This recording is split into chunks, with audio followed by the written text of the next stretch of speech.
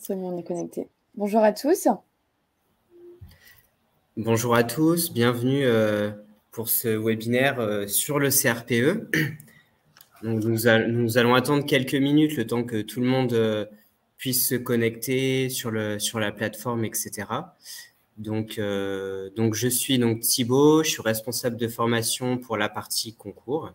Et donc, je vais vous parler un peu plus de ce qui est concernant la pédagogie au niveau du CRPE, les épreuves, le programme de formation qu'on va avoir.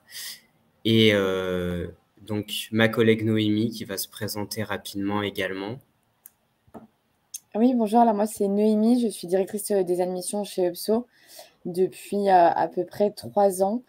Je m'occupe sur toute la partie admission pour la prépa concours, notamment pour le CRPE. Et là, pendant le webinaire, je vais vous présenter UPSO et les valeurs d'UPSO, l'éligibilité au concours de professeur des écoles avec quelques chiffres clés.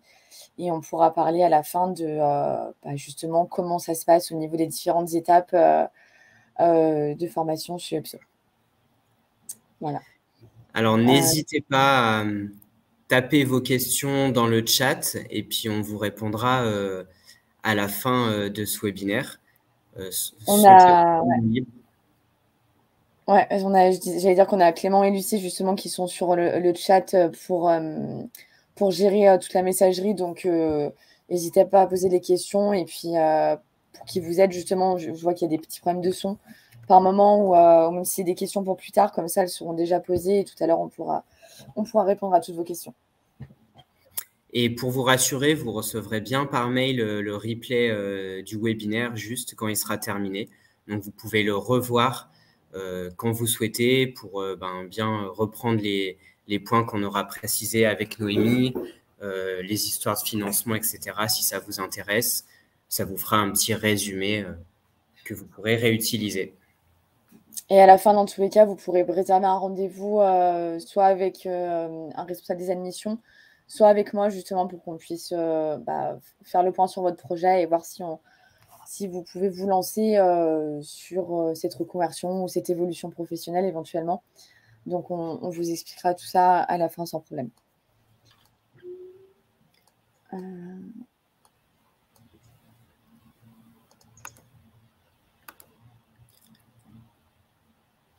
Bien, il est 11h04. Je pense qu'on peut commencer le webinaire. De toute manière, vous pouvez arriver quand vous voulez.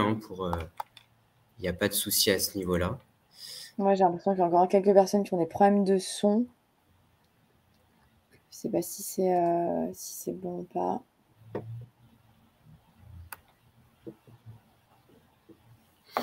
Éventuellement, on va lancer dans tous les cas. Au début, c'est pour la présenter UPSO. Donc, après, ce sera accessible en replay. On démarre du coup. Allez. C'est parti. Alors, hop.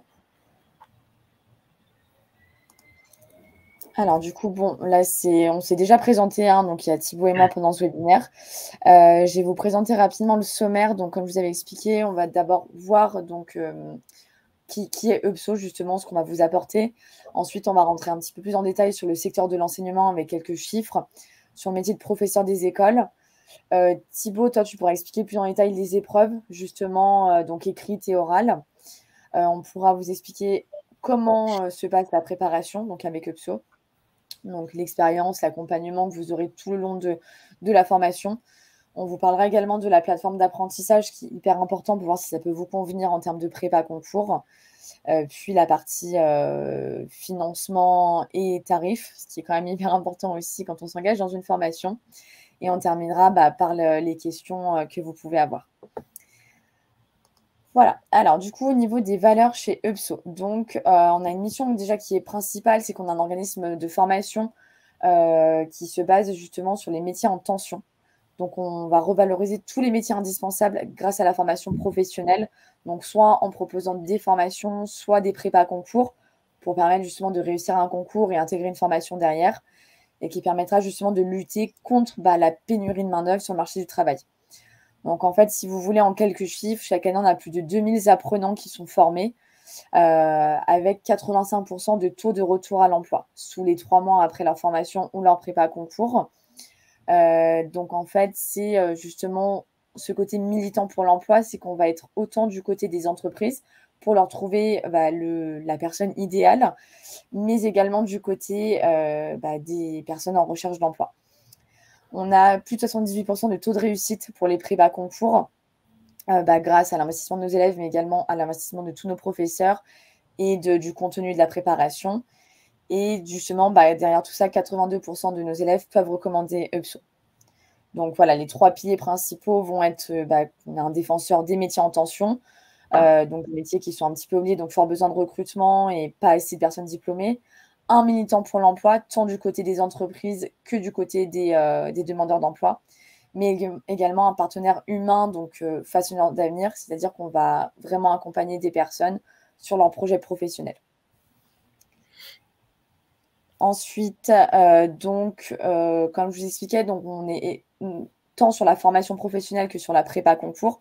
Donc en tout, on a plus de 40 formations, à peu près 8 formations diplômantes et 32 préparations de concours. Donc on va être sur le soin, sur l'enseignement, sur le social, dans le BTP, dans la sécurité, dans la fonction publique, dans la comptabilité, dans la petite enfance et dans le commerce. Donc nous, on va s'attarder notamment sur le métier de professeur des écoles, ici, donc avec quelques chiffres clés pour vous permettre de vous projeter éventuellement. Il faut savoir en étant professeur des écoles, quand on arrive après la formation, on a un salaire à 1 924 € net en début de carrière. Donc après, on le verra un petit peu plus en détail, il y a plusieurs échelons, plusieurs grades. Du coup, donc vous avez plus d'1 200 000 salariés de l'éducation nationale pour plus précisément 373 600 professeurs des écoles. Donc, ça, c'est les chiffres pour l'année en cours. Vous avez quasiment 6 500 000 élèves dans l'enseignement du premier degré. Donc, chaque année, de plus en plus d'élèves, donc forcément de plus en plus besoin de professeurs des écoles, en primaire et en maternelle notamment. On a un taux de 84% de femmes en poste. C'est vrai qu'on a beaucoup de femmes qui nous contactent pour devenir professeurs des écoles chez UPSO. Après, on a aussi des messieurs, donc ne vous découragez pas non plus, parce que c'est un métier qui est ouvert autant aux hommes qu'aux femmes. Il n'y a pas forcément de sexe défini pour ce type de métier, comme toutes les formations qu'on propose d'ailleurs. Et pour 2023, pour les personnes qui ont passé le concours avec nous, on a eu, en fonction de toutes les académies, il y a eu plus de 9 800 postes ouverts en 2023 pour le métier de professeur des écoles. Je vais vous présenter également donc, le rôle de professeur des écoles. Il y a 3 missions principales, donc la mission d'apprentissage, une mission de projet, une mission de soutien. Donc si vous voulez, le professeur des écoles, c'est l'une des premières personnes qui est chargée de l'éducation des enfants, après les parents évidemment. Donc, il y a une forte dimension humaine au niveau de ce métier. C'est pour ça que c'est hyper important d'avoir ce type de qualité-là. Donc, en école primaire, l'enseignement va devoir transmettre son savoir dans différentes matières, par exemple en histoire géo, en sciences, en français, en mathématiques, tout en étant à l'écoute des élèves. Donc ça va être surtout sur la partie soutien, on va dire, où le professeur doit pouvoir détecter des difficultés chez les enfants, que ce soit sur les difficultés d'apprentissage, mais également sur des difficultés plutôt sociales, on va dire par exemple des problèmes scolaires ou familiaux, avec du harcèlement, de la maltraitance, du sommeil. Voilà, donc plus pour la mission apprentissage, ce qui est quand même le cœur du métier. Le professeur doit amener les élèves justement à maîtriser tous les fondamentaux, donc pouvoir lire, écrire, compter, respecter autrui également. Ça, c'est hyper important.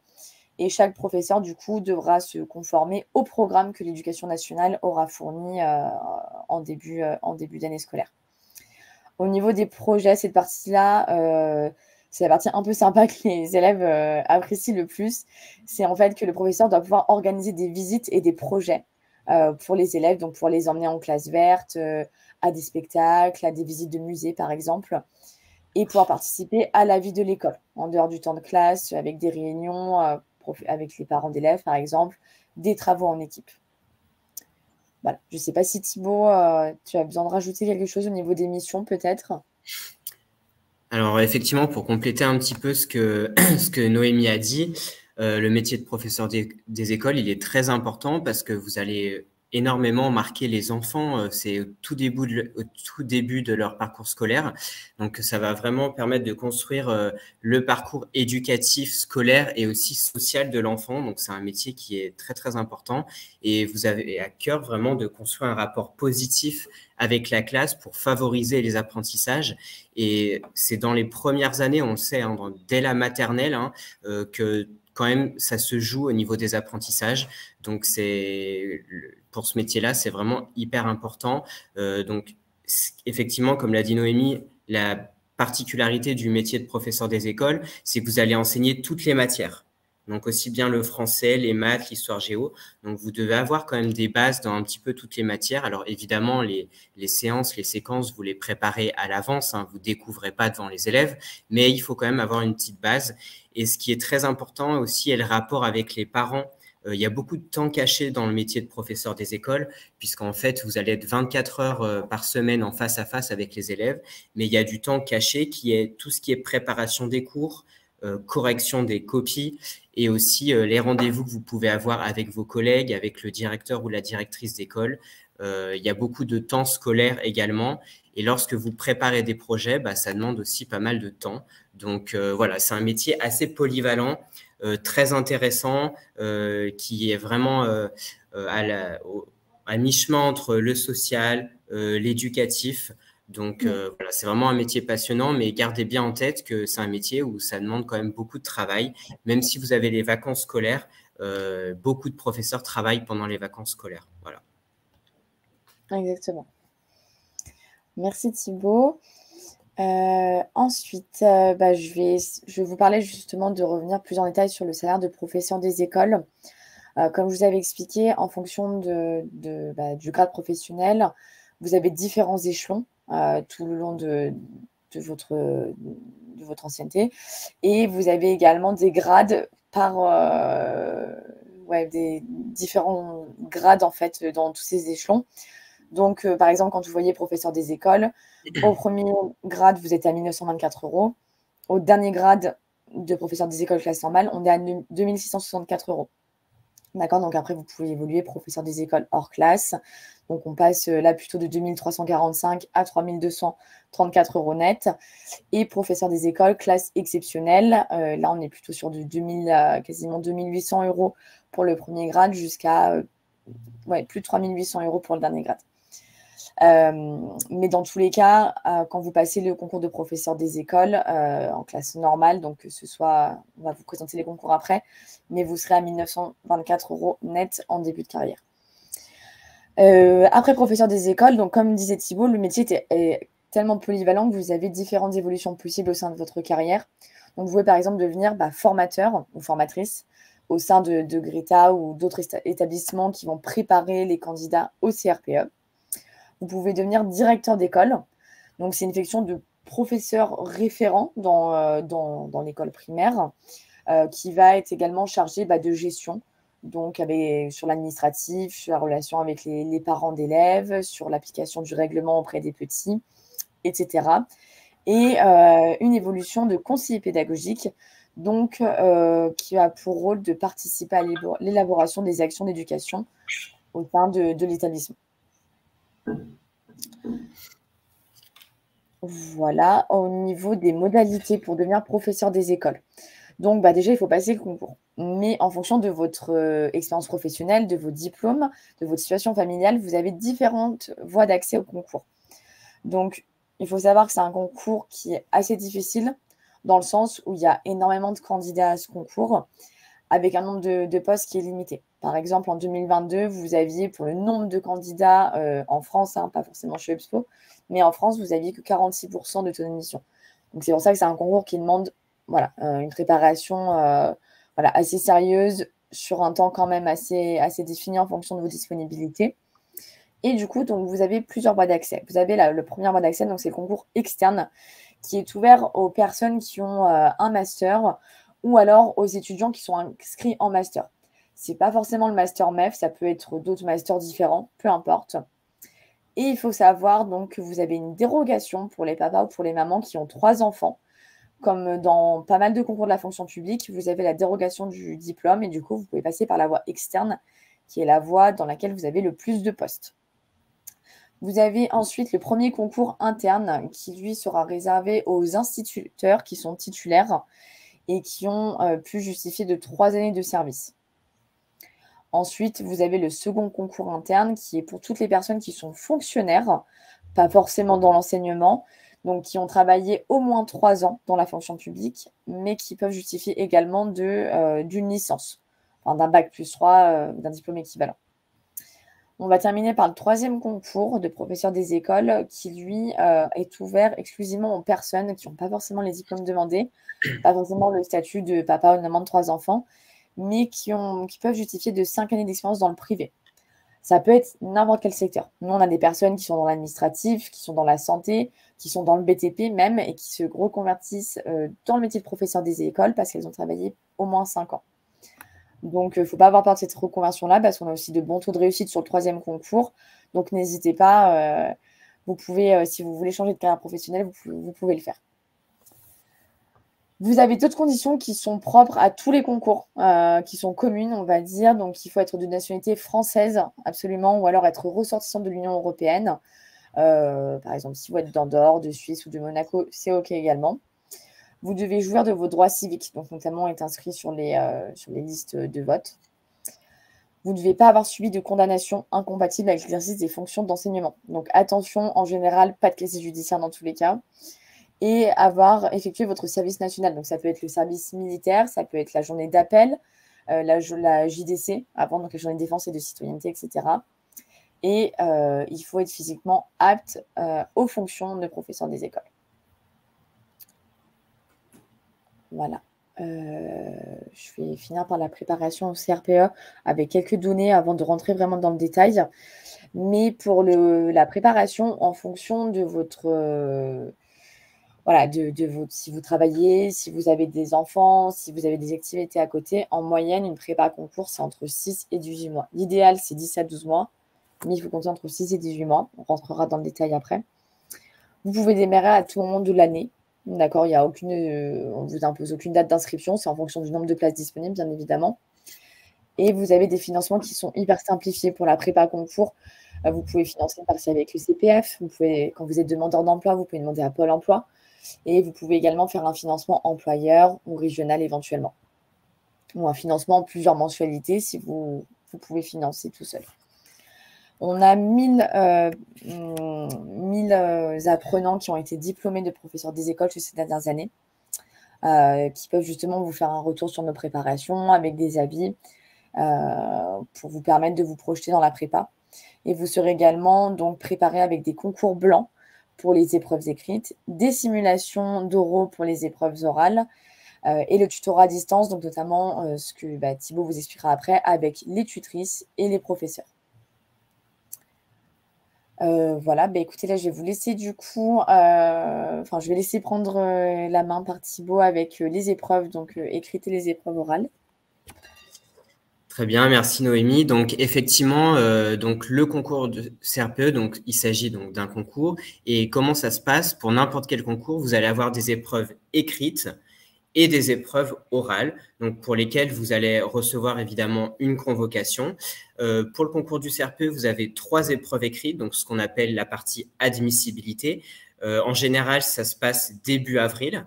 Et ensuite, si vous passez le seuil d'admissibilité, c'est-à-dire qu'en fait, il y a une part qui dépend du nombre de candidats, du niveau des candidats, etc. Et si vous la dépassez, ça veut dire que vous êtes admissible et vous pourrez ensuite aller à l'admission où là, vous allez avoir des épreuves orales. Donc ici, je vais vous détailler un petit peu quelles sont ces épreuves, qu'est-ce qui vous attend. Et ensuite, je vous présenterai rapidement, parce que je ne peux pas tout vous dire maintenant, mais quel contenu on a chez EPSO pour vous préparer à ces différentes épreuves. Donc, si je m'intéresse plus à l'admissibilité, donc l'admissibilité, je rappelle, c'est les épreuves écrites. Donc, on en a 3. Vous allez avoir une épreuve écrite de français, une épreuve écrite de maths et une épreuve écrite d'application où vous allez pouvoir choisir entre 3 domaines. Je rentrerai un peu plus dans les détails ensuite. Ces 3 épreuves durent 3 heures. Donc, en fait, vous allez être dans une salle avec plein de candidats dans un centre d'examen et vous allez avoir 3 heures pour composer. La note éliminatoire est de 5, c'est-à-dire que si vous avez en dessous de 5, forcément, vous allez être éliminé du concours et vous ne pourrez pas poursuivre au niveau de l'admission. Donc, je vais commencer par présenter la première épreuve qui est l'épreuve écrite disciplinaire de français. Au niveau de cette épreuve, vous allez avoir un texte qui va entre 400 et 600 mots. Donc, ça fait environ entre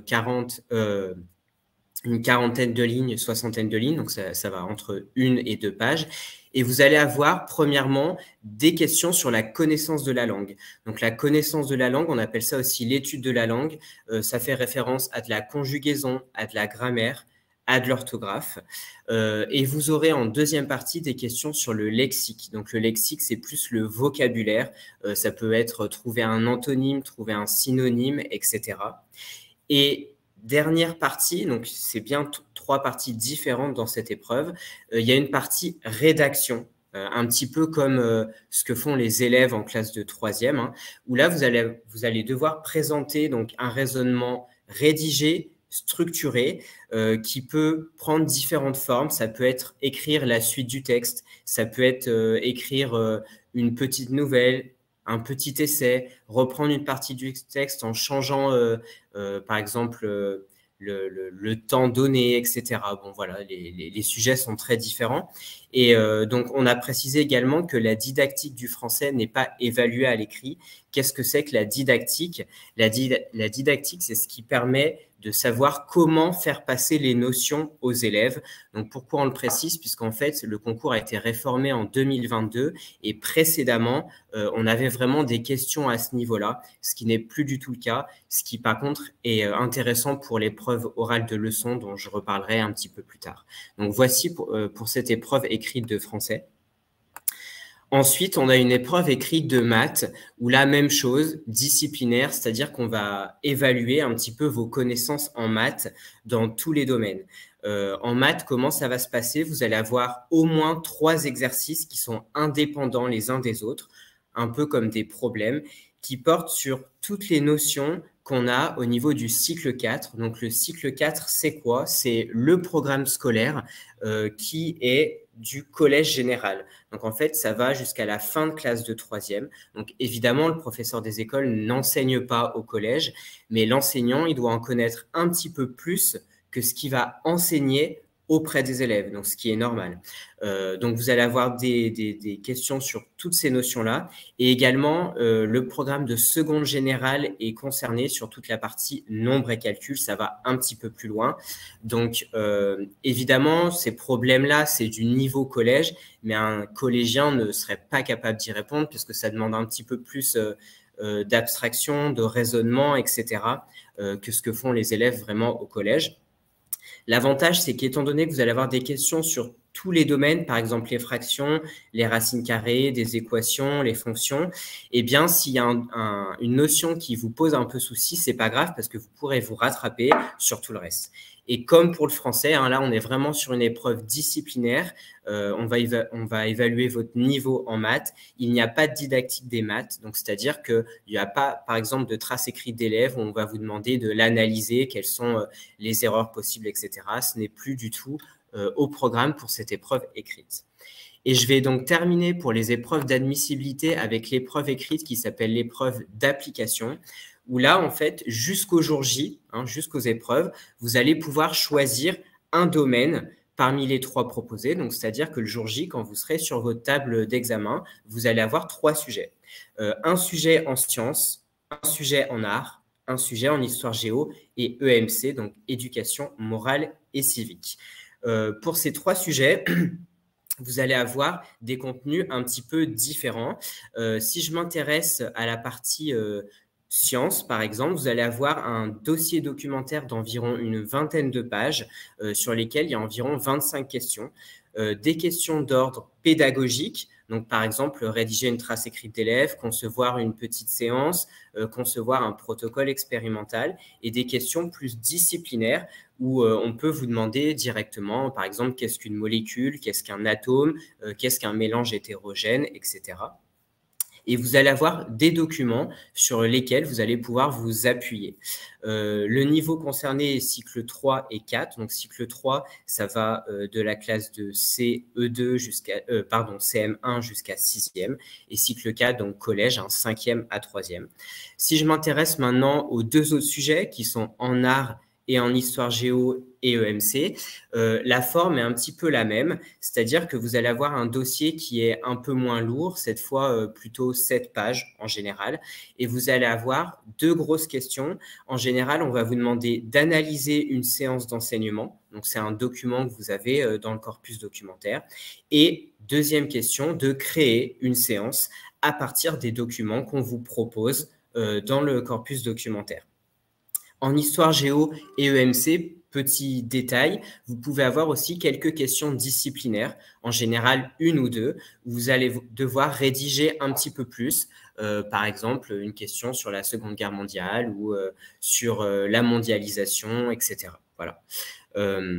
Donc, ça demande, contrairement à l'épreuve de français et l'épreuve de maths, ça demande des connaissances donc aussi disciplinaires, comme pour les deux autres épreuves, mais aussi des compétences pédagogiques. Alors évidemment, les jurys savent que vous n'êtes pas enseignant, vous ne pouvez pas répondre comme quelqu'un qui a 10-15 ans d'expérience, mais ça, dans les entraînements qu'on va vous proposer, vous allez travailler ça, ce qui va vous permettre de prendre un peu de recul par rapport à ça et réussir à créer une séquence, une séance. Il y a une méthodologie, ça s'apprend, donc il n'y a pas de souci à ce niveau-là.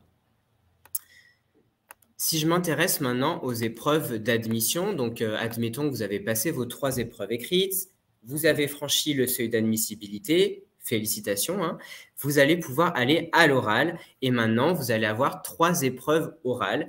Alors, 2 épreuves obligatoires, l'épreuve de leçon et l'épreuve d'entretien, et l'épreuve de langue qui est facultative, que vous devez choisir ou pas lors de l'inscription, en général octobre-novembre.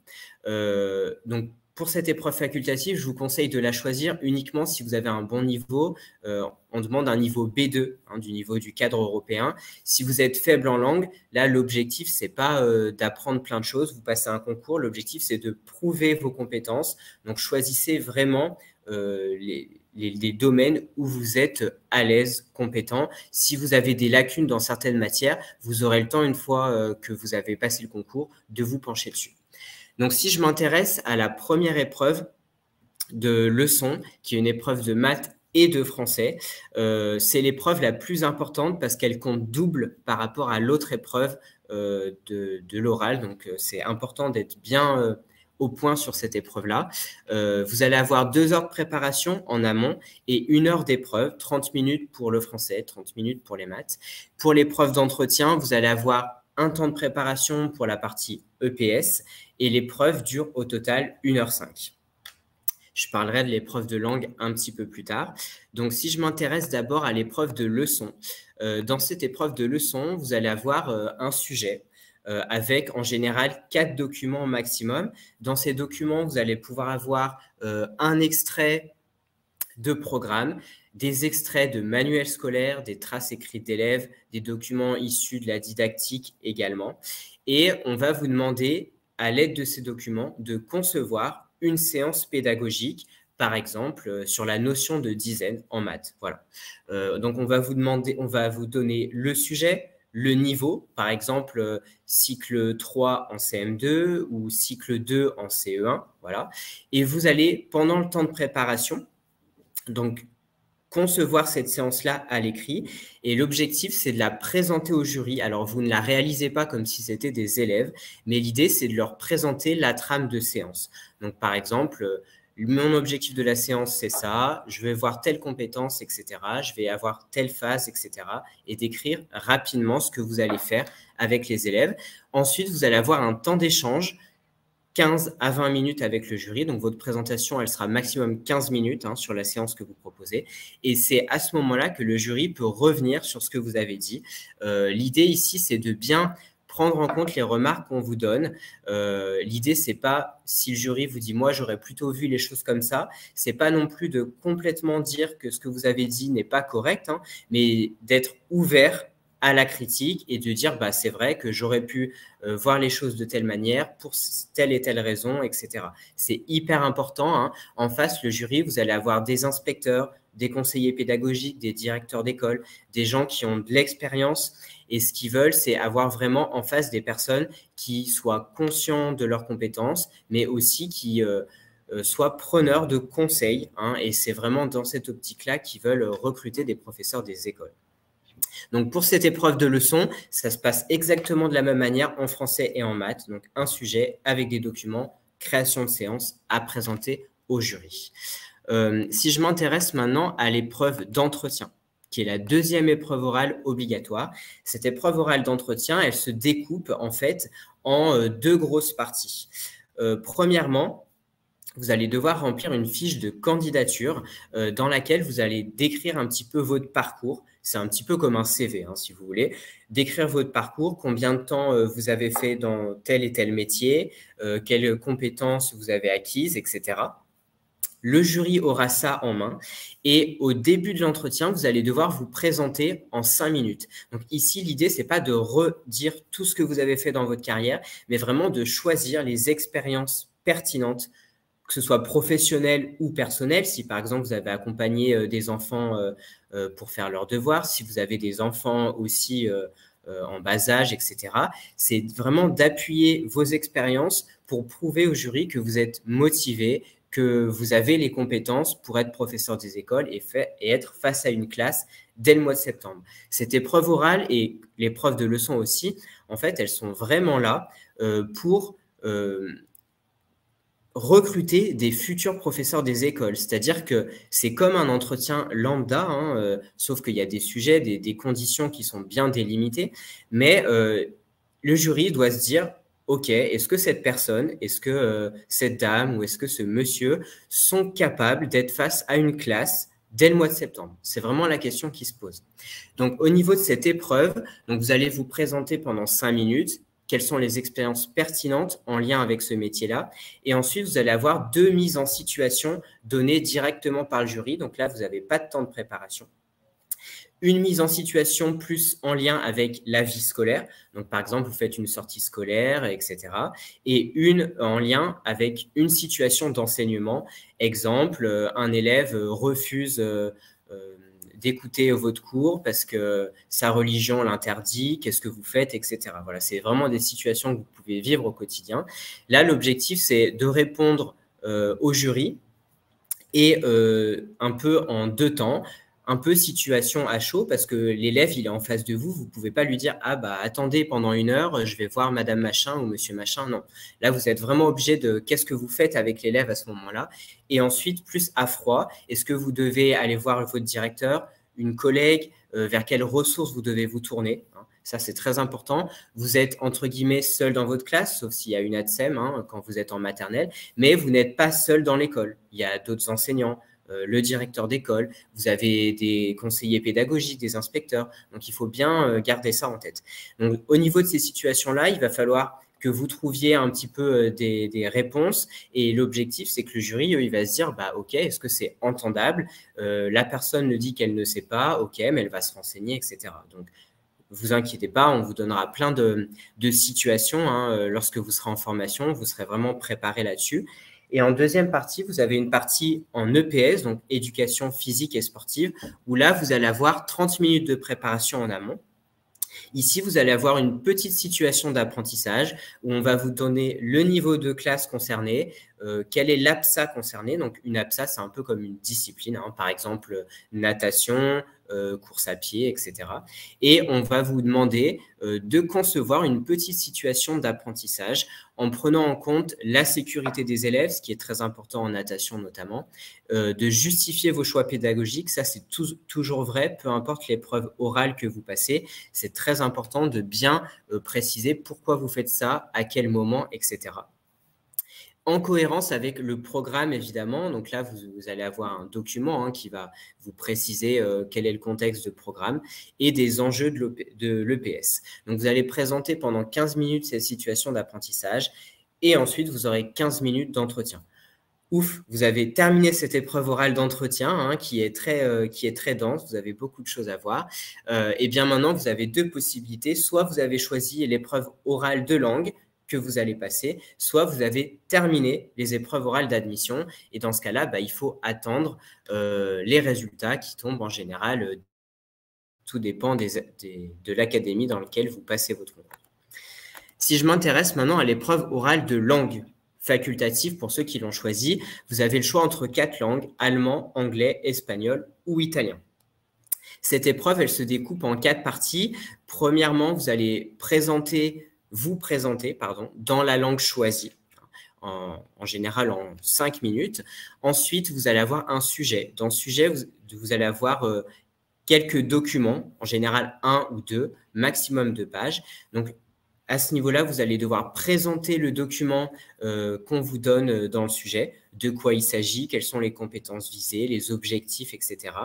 Et donc là, c'est toujours dans la langue. Et ensuite, en français, vous allez devoir exploiter ce document pédagogique, c'est-à-dire quel est le niveau de classe adapté, qu'est-ce que vous feriez avec les élèves, quelles sont les compétences visées, etc. Et ensuite, vous aurez 10 minutes d'échange avec le jury dans la langue choisie. Voilà. Donc, vous avez des parties en français, des parties dans la langue. Et bien comprendre que cette épreuve, elle se découpe en plusieurs étapes qu'il faudra bien respecter. Voilà pour ces épreuves orales, pour les épreuves de manière générale pour le concours. Maintenant, je vais vous présenter un petit peu rapidement quels sont les contenus qu'on a sur la plateforme et aussi l'accompagnement qu'on propose pour vous aider à réussir ces épreuves-là. L'objectif, c'est vraiment ça, que vous réussissiez le concours. Donc, si je m'intéresse un petit peu au programme que vous avez, aussi bien en maths, en français, épreuves d'application ou les épreuves orales, ce qui est très important, et on vous le dira, c'est de bien comprendre les attendus des épreuves. Donc, de bien savoir qu'est-ce que vous allez avoir, quelle est la forme que vous allez avoir, est-ce qu'il s'agit d'un sujet, est-ce que vous n'aurez pas de sujet, est-ce qu'il y aura un temps de préparation, quel type de questions vous aurez. Voilà, ça, c'est très important de bien regarder les rapports de jury également qui donnent plein de conseils sur ces épreuves-là. Si je m'intéresse aux maths, donc bien sûr, vous allez avoir un cours de présentation des épreuves où on va vous rappeler tout ça. Et ensuite, ici, on vous a mis les différents chapitres que vous allez avoir. Donc, nombre et calcul, organisation de données, grandeur et mesure, etc. En fait, ce sont tous les chapitres que vous avez au niveau du cycle 4 qui est au programme pour le concours. Dans ces différents chapitres, vous allez avoir quoi? Vous allez avoir des cours, évidemment, qui sont relativement synthétiques. L'objectif, c'est vraiment d'aller à l'essentiel. On vous donne les définitions, des exemples, comment s'en servir, et ensuite des exercices qui sont évolutifs. Par exemple, l'exercice 1, il va vraiment être de l'application du cours, contrairement à l'exercice 10, où là, il y aura plus un travail de recherche qui sera à faire de votre côté. Bien sûr, vous aurez aussi des QCM directement applicatifs du cours pour bien se rappeler des différentes notions et bien sûr des examens blancs sur toutes ces notions.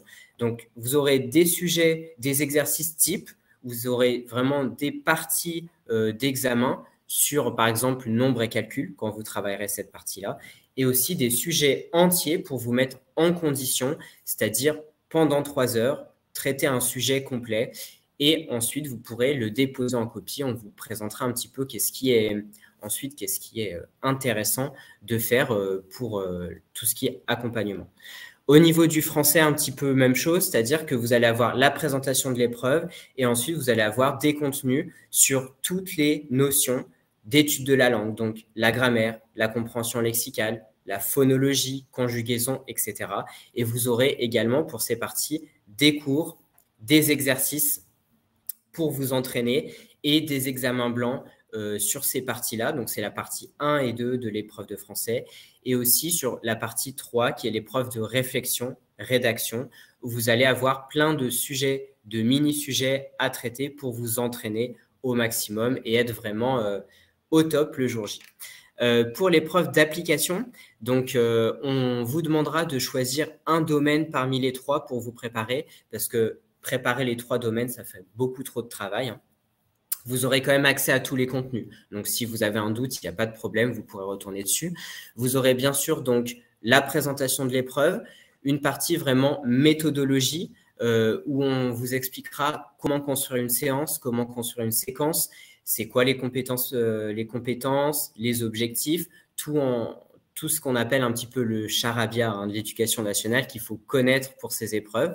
Et bien sûr, vous allez avoir des cours disciplinaires. Par exemple, si je choisis le domaine sciences, vous aurez des cours en SVT, en physique-chimie, en technologie, pour ce qui est du cycle 3, du cycle 4. Hein, et vous aurez des exemples de séquences déjà construites par des enseignants sur des sites aussi officiels comme education.gouv.fr et du SCOL, parce que c'est très important de voir un petit peu à quoi ressemble une séquence pour ensuite pouvoir en construire, bien évidemment. En ce qui concerne l'épreuve de leçon, vous allez avoir différents contenus également. Donc, la présentation de l'épreuve, bien sûr, et des cours aussi de méthodologie. Par exemple, comment construire des groupes classes, qu'est-ce qu'une séance, une séquence, les compétences, quelles sont les différentes phases d'une séance d'apprentissage, etc. Des exemples de séances et de séquences en maths et français, puisque cette épreuve, elle est bidisciplinaire. Et ensuite, des cours de didactique en maths, didactique en français. Dans ces cours-là, on va vous expliquer un petit peu en lien avec le programme quelles sont les différentes notions que les élèves doivent voir, comment vous pouvez les amener. Et vous aurez aussi des petits exercices pour mieux comprendre ces différentes notions. Si je m'intéresse maintenant à la partie épreuve d'entretien, donc cette partie, elle va être découpée en fait en 3 dans les contenus.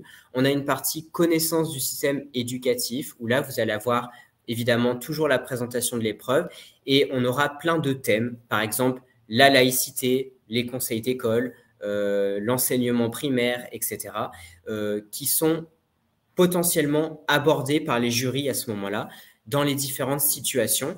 Et on aura aussi une banque de situations que vous pourrez avoir à l'oral. On en a 40, donc 20 en vie scolaire, 20 en enseignement, où là, vous pourrez vraiment avoir plein de situations, ce qui fera que le jour J, vous serez beaucoup plus à l'aise face au jury. On a une partie entretien de motivation, où là, on vous donne plein de billes sur quelles expériences valoriser, comment les valoriser, comment construire aussi un CV au niveau de la fiche de renseignement, etc. Et au niveau de l'épreuve d'EPS, on a toute une partie méthodologie, quels sont les enjeux de l'EPS, en lien aussi avec l'environnement, la citoyenneté. On a plein de fiches APSA, donc pour chaque discipline, qu'est-ce qu'on doit voir en natation suivant les différents cycles au niveau du programme scolaire, par exemple. Qu'est-ce que contient ces différentes disciplines, qu'est-ce que les élèves doivent voir, comment les amener.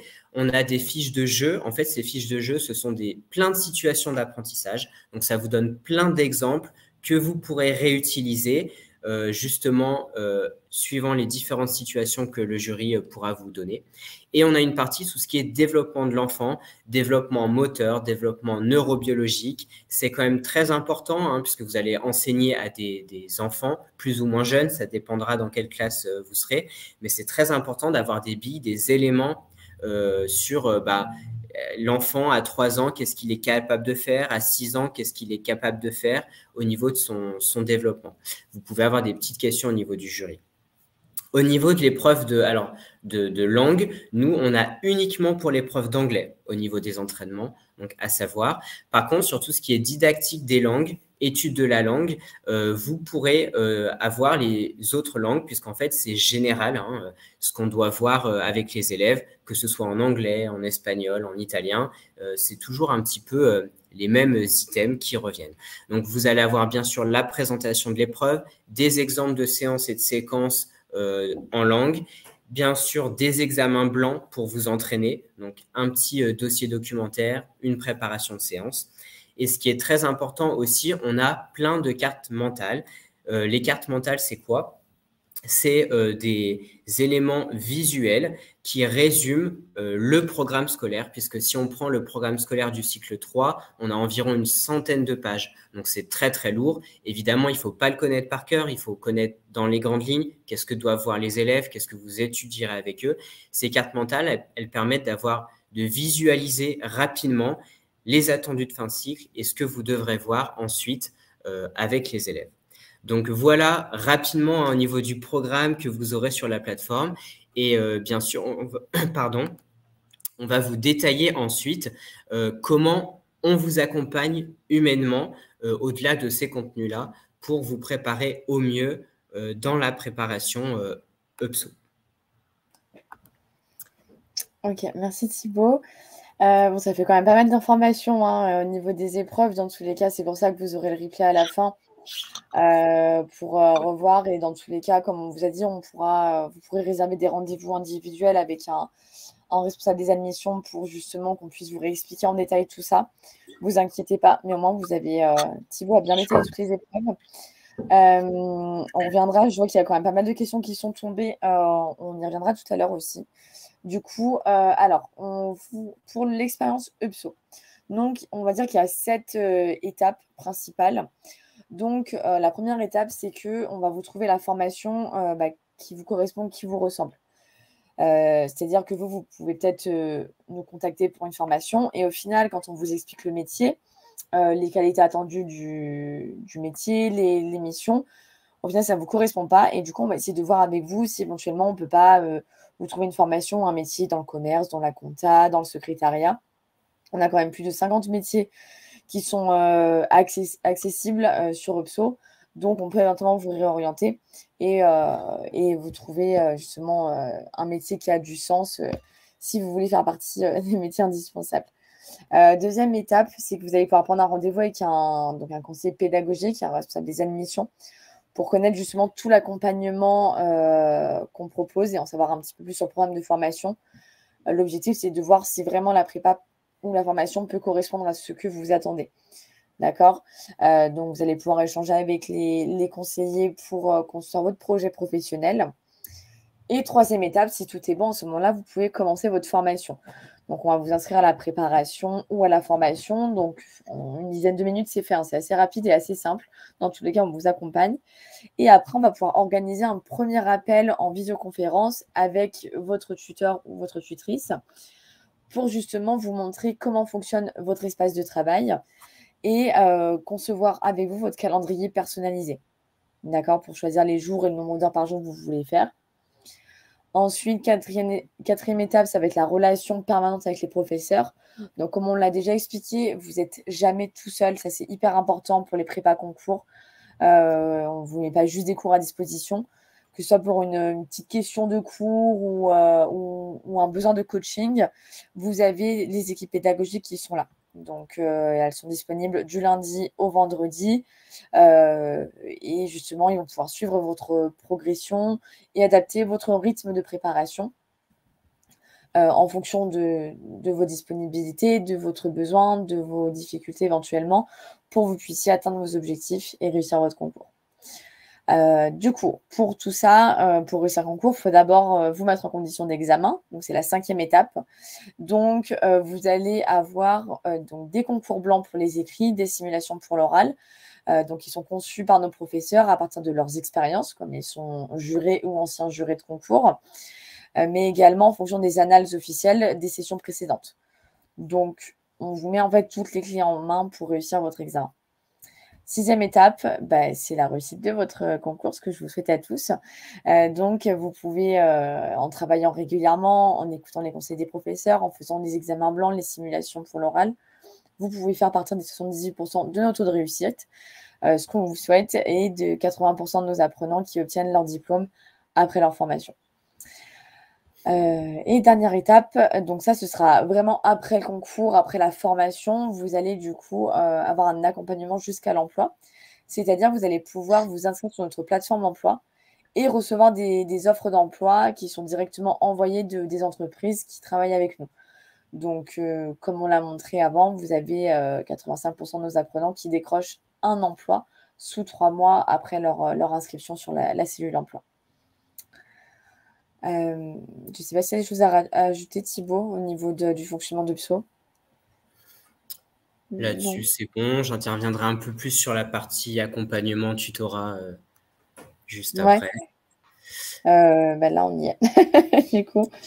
Ouais. Alors, au niveau des différentes formations, donc effectivement, on est un organisme de formation qui est certifié Calliope, ce qui est maintenant obligatoire pour être organisme de formation, hein, de toute manière. Donc, c'est des formations qui sont reconnues par l'État. On a des experts qui interviennent, des formateurs, des formatrices. Au niveau du taux de réussite, donc on en a déjà parlé, c'est environ 80%. Hein. Et on a aussi de nombreux élèves qui nous recommandent. Donc, vous pouvez voir notamment les avis Google que PSO a à ce niveau-là. Et donc, la formation, elle s'adapte vraiment à vos besoins. C'est-à-dire que vous allez avoir un calendrier personnalisé dans lequel vous allez rentrer vos disponibilités et les jours où vous souhaitez travailler.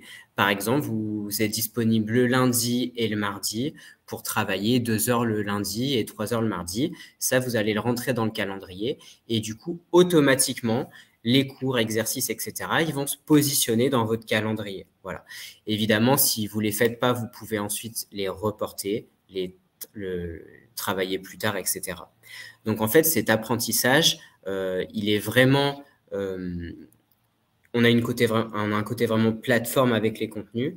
Et ensuite, ce qu'on a mis les humains, voilà, parce que pourquoi les humains? Parce que vous êtes à distance, on est une formation vraiment complètement à distance, mais vous pouvez toujours interagir avec les formateurs, avec la partie également service client, les tutrices, les tuteurs qui vous accompagnent.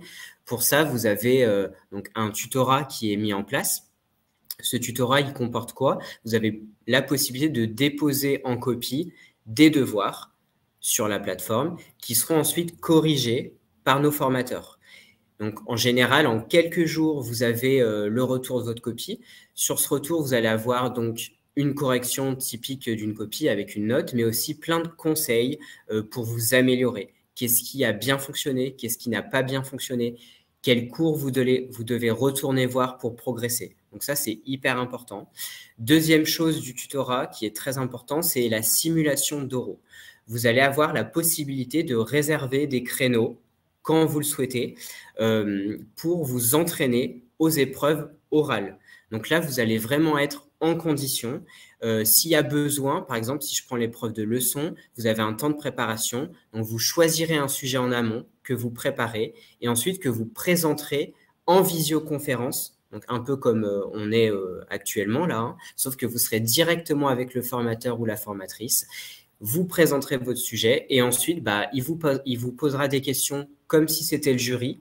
Et bien sûr, ensuite, il vous donnera des conseils. L'objectif, c'est de vous mettre en situation et ensuite de vous apporter des conseils pour vous améliorer au cours de ces simulations d'oral. Vous en avez plusieurs, bien sûr, pour ensuite, le jour J, quand vous serez vraiment face au jury, vous serez beaucoup plus à l'aise, moins stressé et vous aurez eu plein de conseils pour vous améliorer. Bien sûr, on est aussi joignable lors de votre préparation via un chat sur lequel vous pouvez écrire quand vous voulez et on vous répond du lundi au vendredi de 10h à 18h. Aussi bien des professeurs si c'est des questions pédagogiques, ça peut être des questions administratives, vous avez besoin d'un suivi téléphonique. Donc là, vous pourrez avoir des tutrices, des tuteurs au téléphone pour vous accompagner dans votre formation. Si vous avez des difficultés, professeurs, etc. Voilà pour la partie vraiment accompagnement qu'on peut vous proposer. Oups, je suis allé un petit peu vite. Donc, on a plein de fonctionnalités différentes pour réussir votre formation. Donc, la réservation d'oraux dont je vous ai parlé, tous les contenus que vous avez sur la plateforme. Vous avez aussi la possibilité de réaliser des stages. C'est hyper important pour le CRPE parce que lorsque vous êtes face au jury, c'est quelque chose qu'ils arrivent à sentir. Si vous êtes déjà allé dans une classe, si vous voyez un petit peu qu'est-ce que c'est que la gestion de classe, comment les enseignants échangent avec les élèves, etc. Vous pouvez aussi échanger avec des enseignants à ce moment-là. Donc, pour ça, on met directement à disposition des conventions de stage qui sont téléchargeables via la plateforme que vous pouvez remplir vous directement, voir avec le directeur d'école et ensuite vous mettre en situation lors des stages. Alors évidemment, si vous travaillez, si vous avez des contraintes professionnelles, vous n'allez pas faire un stage d'une semaine ou 2 semaines, mais vous pouvez faire le temps que vous voulez, un jour, une après-midi, peu importe, hein, quand vous êtes disponible, pour vraiment vous mettre en situation. Ça, c'est hyper important si vous n'avez jamais été dans le milieu de l'enseignement. Voilà. Si vous avez déjà un petit peu enseigné, etc., c'est moins important, mais voilà, c'est toujours un plus que vous pouvez parler lors de l'épreuve d'entretien aussi, hein, durant vos 5 minutes. Si vous dites que vous êtes allé dans une classe, que vous avez échangé avec des enseignants, etc., c'est vraiment un gros plus pour vous. Et bien sûr, le dépôt de devoirs en ligne dont je vous ai parlé, où vous pouvez faire corriger des copies quand vous le souhaitez par nos professeurs. Donc du coup, au niveau de cet accompagnement, qui est-ce qui vous accompagne vraiment? On a plein de formateurs experts. Donc par exemple, pour les formateurs du CRPE, on a des formateurs qui sont agrégés en français, en mathématiques, des personnes qui enseignent dans le secondaire, des personnes aussi qui ont beaucoup d'expérience en tant que professeurs des écoles, 10, 15 ans, qui sont directeurs d'école. On en a aussi qui sont conseillers pédagogiques, qui participent aux évaluations du CRPE, aussi bien sur les épreuves écrites que sur les épreuves orales. Bref, ce sont vraiment des experts du domaine qui connaissent bien le métier, les épreuves du concours. Et c'est comme ça que nous, on les recrute, hein. On souhaite vraiment des personnes qui sont compétentes sur le concours, qui ont vraiment une expérience du métier et qui pourront vous apporter tout ça, aussi bien sur les corrections de copie que lors des préparations à l'oral, hein. Nos élèves, ce qu'ils mettent en avant la plupart du temps, c'est ça. C'est les simulations orales parce que vous allez échanger directement avec des experts et ça, c'est vraiment hyper important.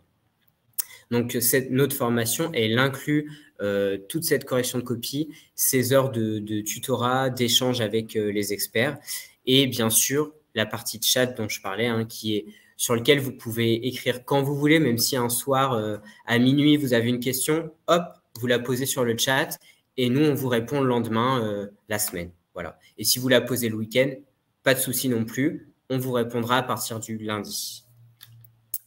Voilà pour tout ce qui est accompagnement et les différents professeurs qui peuvent vous aider.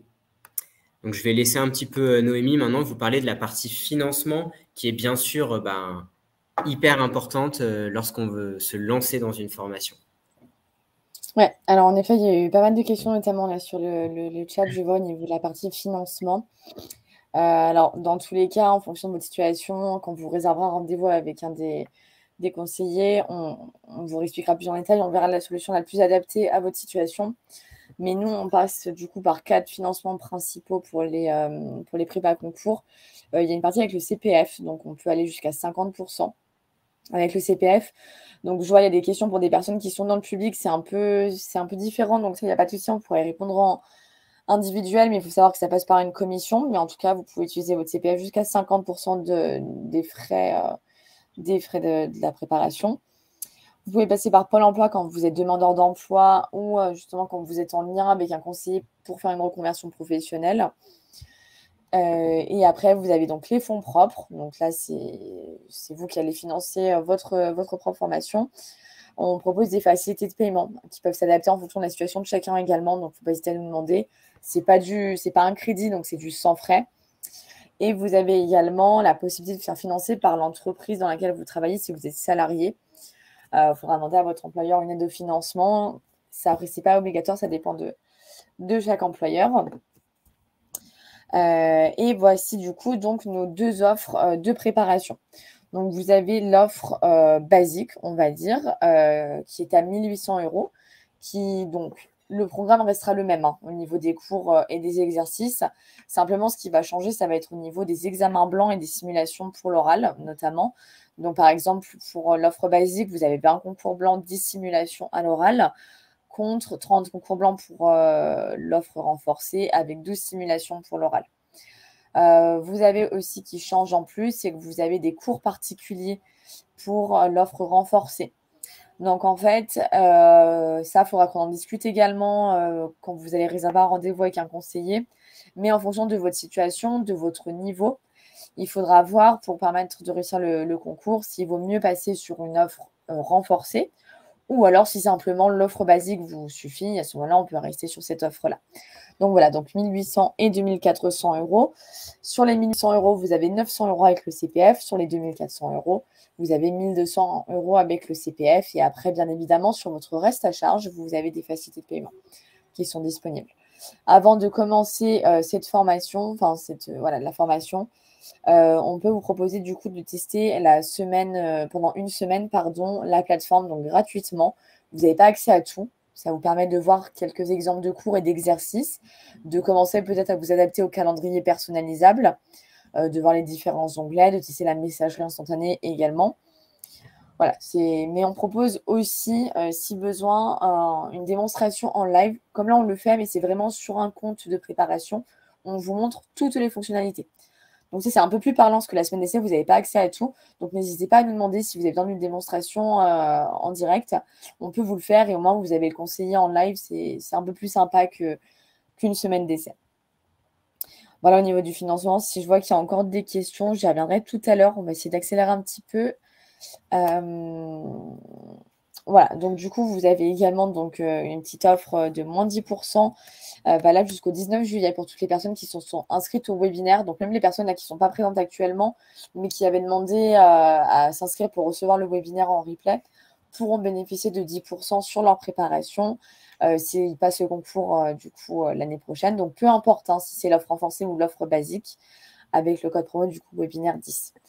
Dans tous les cas, on pourra en rediscuter pendant le rendez-vous pédagogique. Voilà, là on a quelques avis d'anciens apprenants, justement. Donc, par exemple, on a l'avis de Regina qui était apprenante en 2022, il me semble, voilà, qui parle de son expérience avec les professeurs, la relation qu'elle a eue avec eux, le suivi attentif, conforme aux attentes du concours. La plateforme, du coup, qui est assez intuitive, bien organisée, comme on vous explique, qui offre un accès facile avec un contenu détaillé et complet. Puis du coup, qui a réussi son concours grâce à la formation. Donc, puis grâce aussi à son travail, on ne fait pas tout. Là, on a une vidéo du coup de Marjolaine qui a passé concours professeur des écoles. Ce qu'on vous propose, c'est de la regarder du coup pendant le replay. Parce que on a passé quand même pas mal de temps sur les slides, donc vous pouvez y avoir accès. Vous cliquerez sur Play en regardant le replay, il n'y a pas de souci. Vous pouvez même y accéder. Vous n'êtes pas obligé de regarder tout le replay. Vous pouvez avancer à la vidéo si vous voulez. Du coup, Marjolaine qui explique le métier qu'elle fait, sa reconversion professionnelle et l'avis qu'elle a de sa préparation avec UPSO. Voilà. Et ensuite, donc là, c'est la partie questions. Donc là, on va pouvoir répondre à vos questions du coup. Et vous pourrez justement sur le lien que vous voyez réserver un rendez-vous. Donc vous serez soit avec moi, soit du coup avec Seymour qui est le deuxième responsable des admissions, qui pourra également, qui est spécialisé en professeur des écoles. Donc il pourra répondre à toutes vos questions. Comme là, on va essayer de répondre un maximum avec les prochaines questions. Voilà, on va commencer par répondre aux questions. Je vois que Thibaut a commencé à répondre. Alors, juste effectivement, par rapport au stage, nous, ce qu'on conseille, si vous pouvez, bien sûr, c'est de réaliser un stage en maternelle et un stage en primaire, parce que c'est très différent. La posture de l'enseignant en maternelle, ce sont des très, très jeunes enfants, et en primaire, où là, déjà, à partir du CP, ils arrivent déjà à plus écrire, parler, etc. Donc, voilà, c'est bien de voir un petit peu les deux mondes, si je puis dire. Concernant les concours aussi, j'ai oublié un peu de préciser qu'au niveau des épreuves que j'ai présentées, c'est vraiment les mêmes pour le concours externe, deuxième concours interne. Le premier concours interne, on n'y prépare pas. Et la concours de la troisième voie. Ce sont vraiment les mêmes épreuves. Ce sont les mêmes épreuves suivant toutes les académies, parce que quand vous allez passer le concours, vous allez vous inscrire dans une académie. Le concours est le même. Par contre, il y a au niveau des sujets des groupements. Donc en général, 4 groupements. Donc il y a 4 sujets différents sur tout le territoire. Donc, si vous habitez en Guadeloupe, à La Réunion, à la Martinique, ce sont des académies différentes. Ce sont les mêmes épreuves, hein, donc il n'y a pas de souci. Vous allez dans le centre d'examen que vous aurez lors de votre convocation et il n'y a pas de différence. La seule différence est pour le concours sur l'Académie de Mayotte, où les épreuves sont différentes, sont un petit peu plus abordables. On y prépare aussi, mais elles sont un petit peu différentes de celles que j'ai présentées durant le diaporama. Voilà.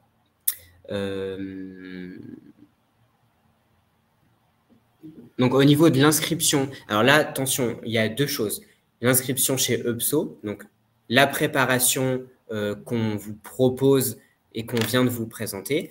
Et vous devez aussi, quand vous passez le concours, vous inscrire sur une plateforme du ministère de l'Éducation nationale qui s'appelle Cyclade. C'est obligatoire. Si vous ne vous inscrivez pas sur Cyclade, lors du concours, vous ne pourrez pas passer les épreuves. Voilà. Cette inscription, elle a lieu quand? En général, entre octobre et novembre, et vous avez environ un mois pour vous inscrire sur cette plateforme. Voilà. Chez nous, l'inscription, vous pouvez la faire à tout moment, bien sûr. Dans tous les cas, quand les inscriptions sont ouvertes, là, on n'a encore pas les dates exactes, mais quand on a les dates qui sont communiquées, je sais que les professeurs, enfin l'équipe pédagogique avec les tutrices envoient justement une notification aux apprenants pour prévenir de l'ouverture des inscriptions. Je voulais revenir aussi pour Mayotte, comme tu en as parlé, Thibaut. Au niveau des épreuves, en effet, elles sont légèrement différentes, un peu plus adaptées. Mais vous avez également, au niveau des conditions d'éligibilité pour Mayotte, pour le concours externe, on ne demande pas un master, mais on demande une licence. Ça a été réformé. Je vois également qu'il y a une personne qui pose une question, si on peut, quand on postule dans une académie, pour changer d'académie par la suite. Alors, ça va dépendre, il faut peut-être demander un accord, mais la plupart du temps, il faut repasser le concours si on veut changer d'académie. Il faut devoir repasser le concours, peut-être en interne, du coup, plus le concours externe, mais le concours interne spécial, pardon. Mais après, il y a des accords qui peuvent se faire entre académies, donc ça va vraiment dépendre. C'est au cas par cas, on va dire, je pense. En fait, là, c'est vraiment une demande de mutation. La particularité, c'est que dans le premier degré, si vous êtes dans une académie A, que vous allez dans une académie B, il faut qu'il y ait une personne de l'académie B vienne dans l'académie A. Donc, en fait, c'est vraiment un échange de personnes. S'il n'y en a pas, par exemple, si vous êtes dans une académie très, très déficitaire en professeur des écoles et que personne ne veut venir, mais que beaucoup veulent en partir, vous ne pourrez pas muter. Voilà. Donc, même en étant pacsé ou marié, ça peut prendre un peu de temps. Donc, effectivement, qu'est-ce qui se passe? Parfois, il y a des candidats qui démissionnent et qui repassent le concours dans une autre académie. Voilà. Exactement. Je vois qu'il y a une question pour le niveau d'expression orale. Alors, on n'a pas de grille, de niveau demandé. En tout cas, la formation qu'on vous propose, les entraînements avec les professeurs, vous fera progresser au niveau de l'expression orale. Ce qui est important, c'est d'avoir une expression claire, un discours qui soit bien organisé, avec un plan, etc. Tout ça, vous le travaillerez lors de la formation, bien sûr.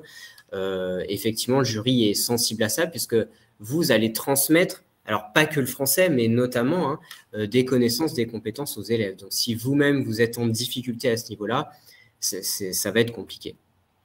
Je vois qu'on parle également au niveau du salaire de professeur des écoles quand on est déjà dans la fonction publique. Donc, il faut savoir qu'en effet, il peut y avoir un reclassement possible au niveau du salaire. Après, pour ça, il faudra plutôt vous rapprocher du service des ressources humaines qui pourront vraiment vous détailler votre reclassement en fonction de votre situation. C'est ça. Ils peuvent, suivant le type de concours que vous passez, ils peuvent reprendre des années d'expérience. Du coup, ça vous fait monter des échelons plus rapidement. Par exemple, vous arrivez directement à l'échelon 3 et du coup, vous aurez un salaire plus important également. C'est ça, exactement. Alors, j'ai une personne qui demande si l'épreuve facultative est éliminatoire le jour J. Non, vu qu'elle est facultative, même si on a 0, par exemple, c'est pas grave. C'est une épreuve qui compte juste les points au-dessus de la moyenne. Oui, voilà. C'est vrai que j'ai oublié de le dire. Pour l'épreuve de langue, c'est uniquement les points au-dessus de la moyenne qui comptent en bonus. Donc, si vous avez 3, ben, ça ne vous fera pas de points bonus. Par contre, si vous êtes inscrit, il faut obligatoirement y aller. Sinon, c'est éliminatoire. Voilà. Mais bon, si vous ne l'avez pas préparé, ce n'est pas grave. Vous y allez, vous avez une mauvaise note, vous n'avez pas de points bonus, c'est tout. Mais je vois qu'il y a une question sur… en fonction du résultat obtenu au concours, est-ce que cela change quelque chose pour les points et les vœux? Alors oui, cela change quelque chose pour votre affectation en tant que stagiaire. Donc, c'est-à-dire qu'une fois que vous avez le concours, l'année d'après, vous allez être professeur stagiaire, donc on dit PES, ou suivant votre… si vous avez un master MEF ou pas, vous allez être en formation à côté à 50%, et avoir une classe en charge à 50% aussi, ou vous pouvez être à 100% en classe si vous avez déjà un master MEF, par exemple. Si vous êtes bien classé, vous aurez vos premiers vœux, en fait, au niveau de la zone géographique, de l'école que vous voulez, etc. Si vous êtes, par exemple, dernier du concours, vous allez être les derniers à choisir les vœux que vous aurez. Donc oui, ça change quelque chose à ce niveau-là. Et ça vous impacte forcément un peu sur les années qui suivent. Voilà. Donc effectivement, c'est important d'être bien classé, d'être meilleur que les autres. C'est l'objectif d'un concours, mais ça impacte ensuite votre titularisation. Alors, je vois un partenariat avec le ministère des Armées pour le financement de la formation. Alors, c'est pas un partenariat. Après, en effet, nous, on accepte le financement. Donc, si le ministère des Armées veut bien financer la formation, d'ailleurs, on acceptera. Il n'y a aucun souci avec ça. Question sur l'organisation du ministère de l'Éducation nationale à l'oral. Je sais qu'avant, ils en parlaient un petit peu, Thibaut, au niveau de justement du ministère de l'Éducation nationale à l'oral. Est-ce que maintenant, ils en parlent toujours ou c'est terminé à ce niveau-là? Alors, c'est possible qu'ils vous posent quelques petites questions là-dessus. Nous, ça fait partie des cours qu'on a sur tout ce qui est connaissance du système éducatif, où on a un peu l'historique de l'école, de l'éducation nationale, mais on va plus vous titiller sur des questions de laïcité, sur comment agir en classe, que faire dans cette situation-là. Voilà, c'est plus de cet ordre-là maintenant depuis que le concours a été réformé en 2022. Comment se passe la première année après l'obtention du concours? Donc, j'en ai parlé un petit peu, ça dépend des cas. Soit vous êtes 50% à mi-temps en classe et 50% en formation à l'INSPE, qui est l'Institut de formation des professeurs dans le public. Soit vous êtes à 100% en classe. Dans tous les cas, vous aurez un tuteur ou une tutrice qui vous accompagnera. Donc, c'est un enseignant de l'école où vous êtes en général. Et vous allez être visité potentiellement par un conseiller pédagogique qui va voir comment ça se passe, qui va vous donner des conseils, etc. pour ensuite être titularisé. Si ce n'est pas le cas, vous pouvez faire une deuxième année de stage, être titularisé au bout des 2 ans. Et si ça ne marche toujours pas, là, vous allez être licencié, en fait, au bout des 2 années de stage. Ou avoir la liste des postes ouverts. Alors, on n'a pas la liste des postes. Vous allez pouvoir seulement formuler des vœux suivant des zones géographiques dans l'académie, mais on n'a pas de liste de postes. Voilà. Alors, Sam Mouna, on avait déjà répondu rapidement. Oui, il faut faire une demande de mutation, c'est compliqué, mais je vous invite à justement réserver un rendez-vous et pour les questions qu'on a déjà posées, histoire de ce qu'on pourra qu'on termine un petit peu là, mais répondre aussi aux nouvelles questions qu'il y a. Ensuite, pour les classes spécifiques, donc ULIS, etc., vous pouvez faire des demandes, tout à fait, c'est possible. Dans les établissements spécialisés aussi, par exemple pour les élèves handicapés ou les élèves violents, etc., il y a des établissements spécialisés, vous pouvez faire des demandes. C'est comme des demandes d'affectation, même chose. Voilà. Et ça dépend de votre dossier. Là, c'est le dossier qui est étudié, votre expérience. On va peut-être terminer sur les dernières questions, si on a d'autres. De toute manière, surtout, n'hésitez pas à prendre rendez-vous avec Noémie ou Seymour pour avoir un échange possible avec eux, où ils répondront à toutes vos questions à ce sujet-là. Et bien sûr, vous pourrez regarder le webinaire en replay pour revoir un petit peu toutes les précisions qu'on a, la réponse aux questions qu'on a formulées également sur le chat. Mon micro était coupé. Ouais, je vous disais, n'hésitez surtout pas, hein, si vous avez des questions, on est là pour ça. Vous avez également, sur notre site internet, vous avez énormément d'articles de blog concernant le métier, les modalités d'inscription, comment se passe la préparation, etc. Donc, n'hésitez pas du coup à consulter également nos articles de blog qui sont là pour ça. Voilà, je crois qu'il y a une dernière question. Ah non, c'est bon. Écoutez, bonne journée en tout cas. Merci, merci Manon, merci Agnès et puis toutes les autres personnes qui étaient réunies sur la plateforme. On espère vous avoir au téléphone très bientôt sur le chat. Même vous pouvez poser vos questions et puis bonne journée à toi Thibaut aussi. Merci, bonne journée à tous et à très bientôt, on espère, chez UPSO. Et merci à Clément aussi d'avoir géré le chat avec Lucie aussi. Merci à tous, à très bientôt. Au revoir, à bientôt, au revoir.